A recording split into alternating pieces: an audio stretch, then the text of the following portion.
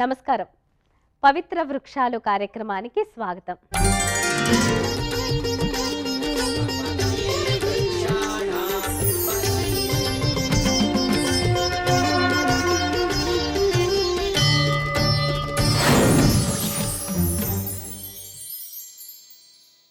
ప్రకృతి మనకిచ్చిన అద్భుతమైన వరం వృక్షాలు. ఇవి మనకు కేవలం ఆహారం, నీడ మాత్రమే అందించవు. జీవానికి ప్రాణవాయువును ప్రసాదిస్తూ ఆత్మీయతతో మనకు సహకరిస్తాయి. మన పురాణ గాథల్లో ఎన్నో చెట్లకు ప్రత్యేక ప్రాధాన్యం ఉంది. మన పూర్వీకులు ప్రకృతితో కలిసిమెలిసి జీవించడం నేర్పించారు. చెట్లను కేవలం ప్రకృతిలో భాగంగా కాకుండా దేవతా స్వరూపంగా పూజించారు. ఆ విశ్వాసాలు ఎందుకు కలిగాయో వాటి వెనుక ఉన్న కథల ద్వారా మనకు ప్రకృతి యొక్క గొప్పతనం తెలుస్తుంది. అలాంటి ఎన్నో గాథలను, వాటి ప్రాముఖ్యతను మీకు తెలియచేసే కార్యక్రమమే ఈ పవిత్ర వృక్షాలు.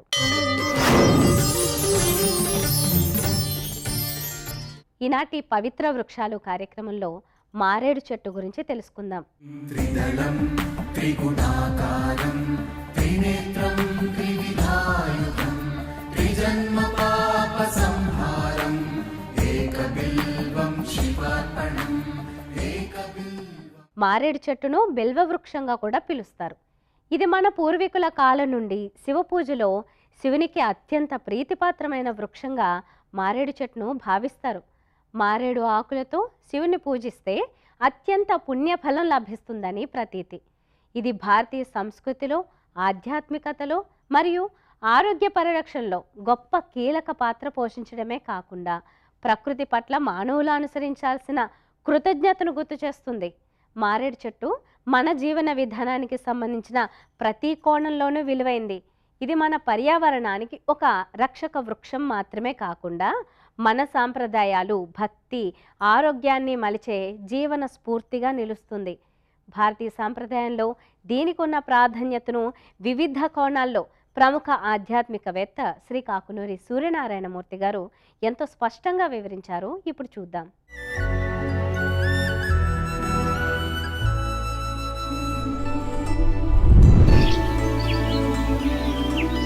శుభమస్తు. శ్రీరామ జయం. మొక్కల పెంపకం ఆనందదాయకం, ఆరోగ్యకారకం. మొక్కల పెంపకాన్ని ఒక ఉద్యమంలాగా చేపడదాం. అయితే నేటి ఆధునిక జీవన సరళిలో మొక్కలు పర్యావరణాన్ని కాపాడుతాయి అని ఎంతగా తెలిసినప్పటికీ ఇంటికి సంబంధించిన నిర్మాణానికి భంగం కలిగిస్తాయో ఏమో అనే ఆలోచనలతో పూల మొక్కలు మాత్రమే పెంచే ప్రయత్నాలు చేస్తున్నటువంటి జనం నేటి కాలంలో మహావృక్షాల పెంపకం వైపు మక్కువ చూపడం లేదు. మహావృక్షం కాదు కానీ అమృత వృక్షం, అద్భుతమైన వృక్షం. అందులో శివ సంబంధంగా ప్రత్యేకమైన సేవలలో పరమేశ్వర ప్రీతికరంగా బిల్వార్చన చేసే సమయంలో మనం వినియోగించేటటువంటి చెట్టు మారేడు చెట్టు. మారేడు నీవని ఏరేరితేనా మారేడు ఫలములు నీ సేవకు అన్నాడొక సినీ కవి. శతపథ బ్రాహ్మణంలో ఈ మారేడు చెట్టు పుట్టుక గురించి సవివరంగా వర్ణింపబడి ఉంది. వేద సంబంధిత కథలలో బ్రహ్మ మధ్య మేధస్సులో నుంచి ఈ మొక్క ఆవిర్భవించినట్లుగా శతపథ బ్రాహ్మణం వివరిస్తుంది. అలాగే యజ్ఞయాగాది క్రతువులలో విశేషంగా అధ్వర్యుడు ఈ మొక్కను పెంచి పోషించాలి. అలా నాటిన అనంతరమే యజ్ఞం చేయడానికి అర్హత లభిస్తుంది అంటూ ఆచార్య సంప్రదాయం మారేడు మొక్కను తప్పకుండా పెంచాలి అంటూ తెలియజేస్తుంది. రాత్రి అంతా కూడా అడవిలో కాలం గడుపుతూ ఒకానొక గిరిజనుడు చెట్టు పైన నిద్ర రాకుండా కాలక్షేపం చేయడం కోసం ఆ చెట్టు యొక్క ఆకులు త్రుంచి అలా నేలపైన వేస్తూ రాత్రి అంతా కూడా జాగరణ చేసి చెట్టు దిగి నేలపైన వచ్చేసరికి ఆ చెట్టు దిగువన శివలింగం, ఆ చెట్టు మారేడు చెట్టు, సమర్పించినవి బిల్వదళములు, త్రిదళం త్రిగుణాకారం త్రినేత్రం చ త్రిచాయుధం త్రిజన్మ పాప సంహారం ఏకబిల్వం శివార్పణం. ఇలా భక్త కన్నప్ప కథలో గ్రహించవచ్చు. అలాగే ఇంకా అనేక సందర్భాలలో మనం గమనించినట్లయితే బ్రాహ్మణం ఆరణ్యక విభాగంలో కూడా సూర్య సంబంధంగా సూర్యకాంతిలో నుంచి ఈ మారేడు చెట్టు ఆవిర్భవించినట్లుగా బ్రాహ్మణం మరి ఒక వృత్తాంతంలో తెలియజేస్తుంది. ఆహితాగ్ని చేసేటటువంటి క్రమంలో శ్రౌతకర్మలు చేసిన వారు యజ్ఞాగాది క్రతువులలో అగ్నిష్టోమము, దర్శపూర్ణమాసము, చయనము అనేటటువంటి యజ్ఞంలో తప్పనిసరిగా మారేడు చెట్టుకు సంబంధించిన 6 యూపములను, స్తంభములను నాటినట్లుగా శ్రీమద్ రామాయణ కల్పవృక్షంలో మనం గమనించవచ్చు. శ్రీరామాయణంలో కూడా దశరథుల వారు అశ్వమేధ యాగం చేస్తూ, పుత్రకామేష్టి యాగం చేస్తూ, ఆ యాగ నిర్వహణ సంబంధంగా చేసేటటువంటి శ్రౌత అగ్ని విధి విధానాలలో మారేడు చెట్టును నాటి సంరక్షణ చేసినట్లుగా గ్రహించవచ్చు. మొక్క నాటితే చెట్టు అవుతుంది, కానీ అత్యవసర పరిస్థితులలో చెట్టు కూడా ఒక ప్రాంతంలో నుంచి మరో ప్రాంతానికి మనం బదలాయించి తీసుకువెళ్ళి సంరక్షణ చర్యలు చేపడుతూ మొక్క మాత్రమే కాదు సుమా, చెట్టును కూడా నాటవచ్చు అనేటటువంటి సంరక్షణ చర్యల నేపథ్యంలో మారేడు చెట్టు పరమాద్భుతమైనది. తులసి బిల్వ నిర్గుండి జంబీర ఆ మలకం తథా పంచబిల్వమితి ఖ్యాతం అని శివకవచ సహస్రనామావళి వివరిస్తుంది. పరమేశ్వర సంబంధంగా సమర్పించేటటువంటి ఈ బిల్వదళములు, ఈ మారేడు చెట్టుకు సంబంధించిన పత్రములు 3 ఆకులు, 5 ఆకులు, 7 ఆకులు, 9 ఆకులు, చివరగా 11 ఆకులతో కూడా లభించేటటువంటి మారేడు దళములతో ఉండేటటువంటి వృక్ష సంచయాన్ని మనం గమనించినట్లయితే పరమేశ్వర అనుగ్రహం ఇంత సులభంగా పొందవచ్చా అని ఆశ్చర్యం కలుగుతుంది. పరమేశ్వరుడు సులభంగా మనల్ని అనుగ్రహించేటటువంటి దైవం బోళాశంకరుడు. శివ సంబంధంగా మనం చేసేటటువంటి అర్చనలలో భస్మం కాదు సుమా, బొట్టు కాదు సుమా, నివేదనలు కావు సుమా, మంగళహారతులు కావు సుమా, స్వామికి ఆనందం కలిగించేవి మరేవి రుద్రాక్షలు ధరించడం, అలాగే స్వామికి ప్రీతికరంగా ఈ మారేడు దళములతో అర్చనలు చేయడం. త్రిదళం త్రిగుణాకారం త్రినేత్రం చ త్రిచాయుధం త్రిజన్మ పాప సంహారం ఏకబిల్వం శివార్పణం అని ఎలా చెప్పుకున్నామో, త్రిశాఖై బిల్వపత్రైశ్చ అచ్ఛిద్రై కోమలై శుభై, ఎలాంటి బిల్వపత్రాలను మనం పరమేశ్వరుడి సమర్పించాలి? అచ్ఛిద్రై, ఏ విధంగా కూడా బెజ్జములు లేనటువంటిది, కోమలములైనటువంటి వాటిని సమర్పించాలి, శుభకరములైనటువంటి వాటిని సమర్పించాలి. మహాలక్ష్మి పూర్వం శ్రీమన్నారాయణమూర్తిని ప్రార్థించింది. ఏమని అంటే, స్వామి, అందరూ మిమ్మల్ని పూజిస్తారు, మీ దర్శనం కోరుకుంటారు, మీ అవతారం కావాలి అని కోరుకుంటారు, నన్ను ఎవరూ ప్రార్థించరు, నేను అవతారం ధరించాలి అని ఎవరూ కోరుకొనరు, కనుక నేను మారేడు చెట్టులో నివసించే అనుగ్రహం మీ వలన నాకు లభిస్తే ఆ తదుపరి ఎవరైనా కూడా శివారాధన చేసే సమయంలో మారేడు దళములను వినియోగిస్తారు, నా ఉనికి ఈ విధంగా లోకానికి ఆనందకరంగా మారుతుంది అని కోరడంతో ఆ మహావిష్ణువు అనుగ్రహించినట్లుగా పురాణ వాంగ్మయం ఒక కథను తెలియజేస్తుంది. కనుకనే మారేడు దళములలో మనం మహాలక్ష్మిని అర్చించవచ్చు, దర్శించవచ్చు అని కూడా పురాణ వాక్యం. బిలిమినేచక వచినేచ అనే ప్రమాణాన్ని అనుసరించి, అలాగే హిరణ్యవర్ణాం హరణీం అనేటటువంటి ఈ 16 దళములతో కూడుకున్నటువంటి ఈ మంత్ర సంచయంలో ప్రత్యేకంగా మారేడుకు సంబంధించిన నామం కూడా, బిల్వనామం కూడా ఉన్న కారణం చేత మహాలక్ష్మీ స్వరూపం అని కూడా వేద ప్రమాణం మనకు ప్రత్యేకంగా తెలియజేస్తుంది. ఈ మారేడు దళములతో పరమేశ్వరారాధన చేస్తే పరమేశ్వరుడు ప్రసన్నుడవుతాడు. కానీ అష్టమి, చతుర్దశి, సోమవారం, మాస శివరాత్రి, మహాశివరాత్రి ఇలా పలు సందర్భాలలో, ప్రత్యేక సన్నివేశాలలో, అనేక సందర్భాలలో పరమేశ్వరారాధన చేసే నిమిత్తమై ఉన్నటువంటి ఎవరో నాటినటువంటి ఆ మారేడు చెట్టు దళములను సేకరించి స్వామికి సమర్పిస్తున్నాం. కానీ మనం ఆ మారేడు మొక్కను నాటుతున్నామా? శాస్త్ర ప్రమాణం ఏం చెబుతుంది అంటే, ఎవరో నాటిన మారేడు చెట్టుకు సంబంధించిన దళమును త్రుంచి స్వామికి సమర్పిస్తే అందువలన వచ్చేటటువంటి పుణ్యఫలంలో 25% కర్తాకార ఇదా చేవా అనే ప్రమాణ వాక్యాన్ని అనుసరించి ఈ మొక్క నాటిన వారికి చెందుతుంది. ఈ లక్ష్యంతో ఆలోచన చేసినప్పుడు శివాలయంలో మారేడు మొక్కలు నాటడం అనేటటువంటి లక్ష్యంతో వ్యవహరించినట్లయితే, ఒక్క చెట్టు మనం నాటినట్లయితే, ఒక్క మొక్క మనం నాటి సంరక్షించినట్లయితే ఎంతమంది ఆ తదుపరి కాలంలో భవిష్యత్ కాలంలో ఆ మారేడు దళములు పరమేశ్వరారాధనలో వినియోగిస్తారో, ఎంత పుణ్యఫలం మనం పెంచుకోగలుగుతామో కదా, ఆశ్చర్యం వేస్తుంది. కనుక యథాశక్తి శివాలయాలలో, రహదారి బాటలలో, అలాగే బడి, చెరువుగట్టు, వీధులు ఎక్కడ స్థలం లభిస్తే అక్కడ తప్పనిసరిగా చెరువుగట్టు వద్ద మారేడు చెట్టు తప్పకుండా ఉండాలి అంటుంది ప్రమాణవాక్యం. ఇందులో ఇంటిలో మారేడు చెట్టు పెంచుకోవచ్చా? శాస్త్రం ఏం చెబుతుంది? వాస్తు శాస్త్రం అంగీకరిస్తుందా? మారేడు చెట్టుకు ముళ్ళుంటాయి కనుక ముళ్ళు ఉండేటటువంటి మొక్కలను ఇంటిలో పెంచుకొనకూడదు అనేటటువంటి వాస్తుశాస్త్ర నియమాన్ని సూచించి నేటి కాలంలో పలువురు ఇండ్లలో మారేడు చెట్టు పెంచకూడదు అని చెబుతూ ఉంటారు. కానీ గులాబీ మొక్కలు పెంచుకోవచ్చా? మరి గులాబీ మొక్కలకు కూడా ముళ్ళుంటాయిగా. కాక్టస్ అన్న పేరిట అడవులలో పెరిగేటటువంటి అనేక రకాల వృక్షజాతులను, పుండ్ల మొక్కలను తెచ్చి ఇంట్లో పెంచుకుంటున్నాం. పెంచుకోవచ్చా? మరి పెంచకూడదు. కానీ పెంచవలసినది, శాస్త్రం అంగీకరించినది మారేడు చెట్టు.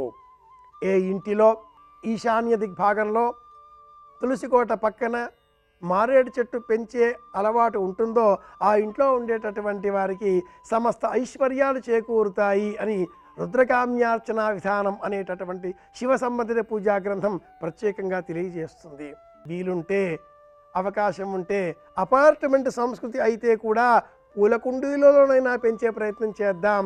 సందర్భాన్ని అనుసరించి ఆలయాలలో, బడి, గుడి, అలాగే చెరువుగట్టు, రహదారి ఎక్కడైనా కూడా పెంచి పోషించే ప్రయత్నం చేద్దాం. అమృత వృక్షాలను కాపాడుకుందాం. మరో కార్యక్రమంలో మళ్ళీ కలుసుకుందాం. శుభమస్తు. శ్రీరామ జయం. మారేడు చెట్టు ఆధ్యాత్మిక విశిష్టత, గొప్పతనం గురించి శ్రీ కాకునూరి సూర్యనారాయణమూర్తి గారి మాటల్లో చూసాం కదా.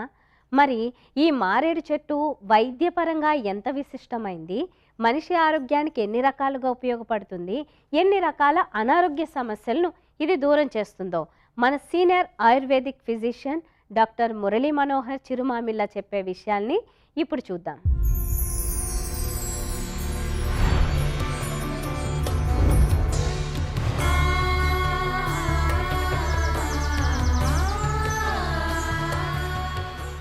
నమస్కారం.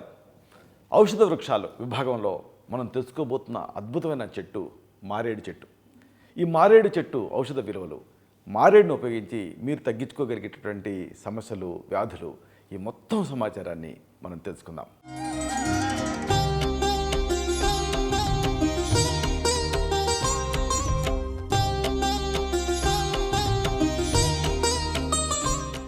చూడండి, మామూలుగా మారేడు చెట్టు అనగానే మనకి ఈశ్వరాలయాలు గుర్తుకొస్తాయి. ఈశ్వరాలయాలు అన్ని చోట్ల ఉంటాయి.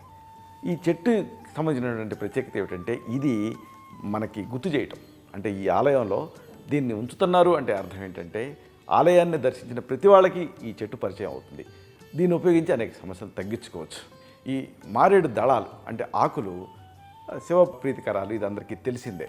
అయితే మన తెలుగు రాష్ట్రాలలో అన్ని అరణ్య ప్రాంతాలలో, అన్ని ఊళ్ళల్లో కూడా ఈ వృక్షాలు మనకి కనిపిస్తూనే ఉంటాయి. జీవితాంతం కూడా ఇవి త్రూఅవుట్ ద ఇయర్ మనకి వైద్య సేవలు అందిస్తూనే ఉంటాయి. ముఖ్యంగా నల్లమల, అలాగే శ్రీశైల పర్వత ప్రాంతాలలో ఈ చెట్లు చాలా ఎక్కువగా కనిపిస్తాయి. వీటి ప్రత్యేకత ఏమిటంటే, ఇది ఇటు నీటి కాలుష్యాన్ని, అటు వాయు కాలుష్యాన్ని రెండింటినీ కూడా తగ్గిస్తుంది.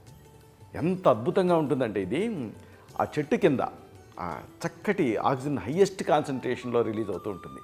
అంటే ఆ మారేడు చెట్టు కింద మీరు రెగ్యులర్గా కొంతకాలం పాటు పడుకోగలిగితే మీకున్నటువంటి అనేక సమస్యల్ని నివారించుకోవచ్చు. కేవలం గాలి తగిలితే చాలు అది అనేక సమస్యలను తగ్గిస్తుంది. ఎందుకంటే ఆక్సిజన్ రిచ్గా ఉంటుంది ఆ వాతావరణం. ఇది దీని ప్రత్యేకత. ఇది సాక్ష్యాధారాలతో సహా రుజువైంది. అయితే దీంట్లో మరొక ప్రత్యేకత ఉంది. అదేమిటంటే, శరీరం లోపల ఉండేటువంటి మాలిన్యాన్ని కూడా ఇది హరిస్తుంది. ఇంకొకటి, దీని ఇంకొక ప్రత్యేకత, మామూలుగా ఎలాంటి సౌకర్యాలు లేకుండా ఎలాంటి వసతి లేకుండా నిస్సారంగా ఉండేటువంటి భూముల్లో కూడా ఈ మారేడు చెట్లు పెరుగుతాయి. ఈ బిల్వ పండ్లు అంటారు వీటిని. ఈ బిల్వ పండ్ల లోపల ఉండేటువంటి గుజ్జు, అలాగే ఈ ఆకులు, ఇవన్నీ కూడా చాలా సుగంధభరితంగా ఉంటాయి. ఈ మారేడు చెట్టు మరొక ప్రత్యేకత, వర్షాధారంగా జీవించేటటువంటి బహువార్షికపు చెట్టు ఇది. దీని కాయలు, ఇది వెలగ కాయల మాదిరిగా ఉంటాయి. వెలగపండ్లు మన చాలామందికి పరిచయమే. అచ్చం ఈ మారేడు కూడా అలాగే వెలగకాయలాగే ఉంటుంది. అంటే దృఢమైనటువంటి కవచం కలిగి ఉంటాయి. మారేడుకాయల్ని ముక్కలుగా చేసి ఎండిస్తారు. ఎండించి దీన్ని బిల్వశొంఠి అనేటువంటి పేరుతోటి ఆ ఔషధ విక్రయశాలల్లో కానీ మామూలు పచారీ కొట్టలో కూడా దీన్ని అమ్ముతూనే ఉంటారు. ఈ మారేడుని ఉపయోగించి అనేక సమస్యలు తగ్గించుకోవచ్చు. చెప్పుకున్నాం కదా, వీటన్నిటిని వరుసగా తెలుసుకుందాం. మొట్టమొదటి మనం చెప్పుకోవాల్సింది అమీబియాసిస్ గురించి. దీన్ని ఆయుర్వేదంలో ప్రవాహిక అంటారు. ప్రవహణం అంటే ఏంటంటే ముక్కితే కానీ మోషన్ రాని పరిస్థితి. ఇలాంటి ఈ అమీబియాసిస్ బారిన పడని భారతీయులు ఉంటారంటే అతిశయోక్తి కాదు. అంత తీవ్ర స్థాయిలో ఇది ఇబ్బంది పెడుతూ ఉంటుంది. అమీబియాసిస్ తోటి జీవితాంతం బాధపడే వాళ్ళు ఉన్నారు, జీవితాంతం మందులు మింగేవాళ్ళు ఉన్నారు. ఆ మెటాలిక్ టేస్ట్ వాటిని భరిస్తూ వ్యాధిని భరించలేక, ఈ మెడిసిన్స్ తాలూకు సైడ్ ఎఫెక్ట్స్ని భరించలేక సతమతం అవుతూ ఉంటారు. ఇలాంటి వాళ్ళకి ఒక అద్భుతమైన పరిష్కారం మారేడు. సింపుల్గా ఈ మారేడు పిందెలు వీటిని తెచ్చుకొని కొంచెం దంచి నీళ్ళకు వేసి మరిగించి చిక్కటి కషాయం తయారు చేసుకోవాలి. ఈ కషాయాన్ని మోతాదుకి 50 మిల్లీలీటర్ల చొప్పున, అంటే దాదాపుగా 3 టేబుల్ స్పూన్ల చొప్పున రెగ్యులర్గా తీసుకుంటూ ఉండాలి. కనీసం ఒక 2 నెలలు 3 నెలలు చేస్తే ఎంత తీవ్రంగా క్రానిక్గా ఉన్న అమీబియాసిస్ అయినా సరే నిశ్చయంగా తగ్గుతుంది. దీన్ని ఇలాగా రెగ్యులర్గా వాడుతూ ఉంటే అమీబియాసిస్ రిలేటెడ్ ప్రాబ్లమ్స్, అంటే ఎక్స్ట్రా ఇంటెస్టైనల్ మైగ్రేషన్ తోటి, లేకపోతే అమీబిక్ లివర్ యాప్సిస్లు, ఇలాంటి సమస్యలు కూడా దీంతో తగ్గుతాయి. ఎక్కువగా మన వాళ్ళు ఈ ప్రీ డయాబెటీస్ రేంజ్లో ఉంటున్నారు. దాన్ని అశ్రద్ధ చేసి డయాబెటీస్ని తెచ్చేసుకుంటున్నారు.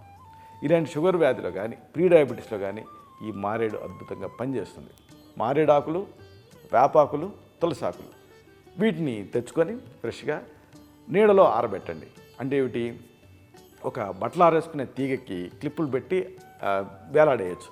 అప్పుడు ఏం జరుగుతుంది, ఆ కొమ్మకి గాలి తగిలి ఆ మొత్తం ఆకులన్నీ కూడా ఆరుతాయి, ఆరి ఎండిపోతాయి. అప్పుడు పొడి చేసుకోండి.